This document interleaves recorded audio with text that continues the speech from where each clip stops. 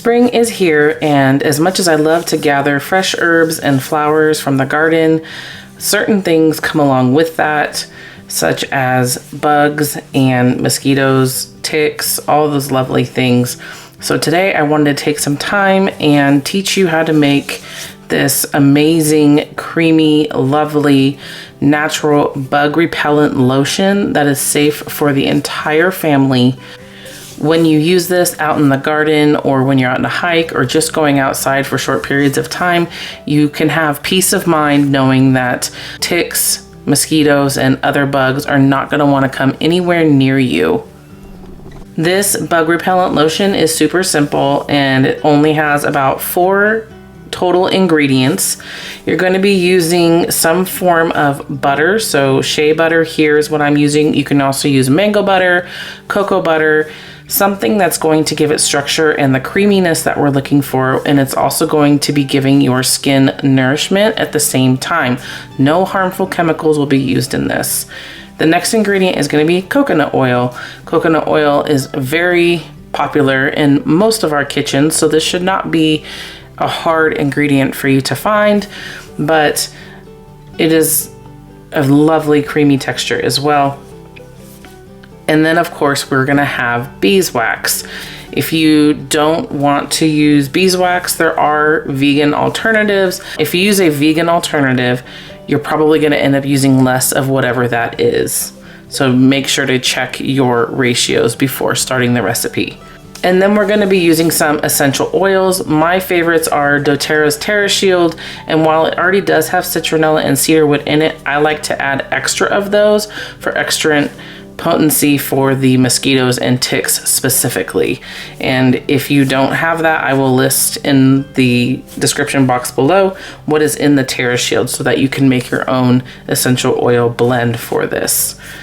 So essentially you're going to take the butter of choice, the coconut oil, and the beeswax, and melt it together in some type of double boiler. So this is my favorite to use. Super simple. It's just on, it is a stainless steel. It does have a lid, which I never use, but I love using my hot plate for things like this as well. I don't have to worry about making sure that my stove is sterile, because with a large family, generally I would have to clean the stove every single time I cook. So this just helps me personally, and I highly recommend it if you can. Once you get those 3 main ingredients into your double boiler, you're gonna turn it on if you haven't already, and you're gonna melt it low and slow. Another good thing about using this type of double boiler, it really doesn't take very long, so you kind of have to watch it, make sure that it's not gonna boil too much, but it does go pretty quickly in these little ones, as opposed to when I'm using a big pot on the stove and like a glass bowl over it, which if that's what you have, great, use it. It just may take a little bit longer. You can see the steam coming out there, which means I need to kind of move it around and turn it down just a little bit.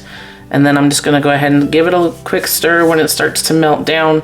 I find that when you stir it, it helps the beeswax melt a little bit faster.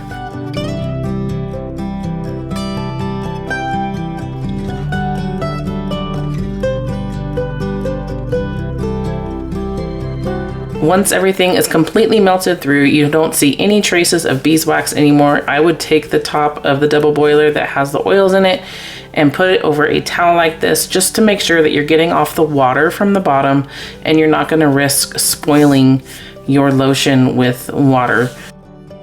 Make sure that you already have the jar that you're gonna be using, or container that you're gonna be using, ready for this, because once you add your essential oils, you're going to go ahead and then pour the mixture into your container.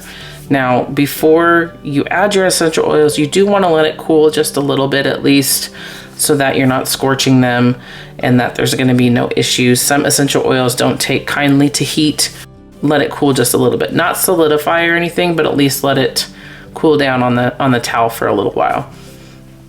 So here I'm just adding in my 30 or so drops of essential oils. If you would like a printed version of this recipe, it is in the description box below.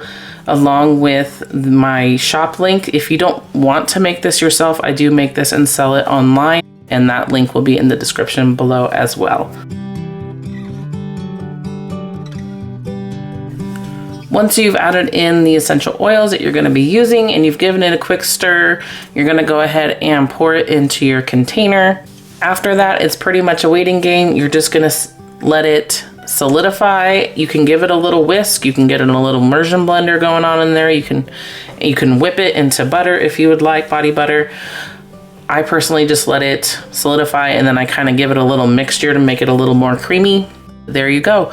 I leave it by the back door, or I put some in a twisty lid container and put it in my diaper bag and my purse, so when we're out at the park, we can use it. It is absolutely lovely. I just love using this for myself and my children, and I use it all the time because we're always outside and we are always in the garden. For more recipes like this, make sure to look in the description and find the playlist for herbalism. And make sure to subscribe and like this video, and I will see you in the next one. Bye.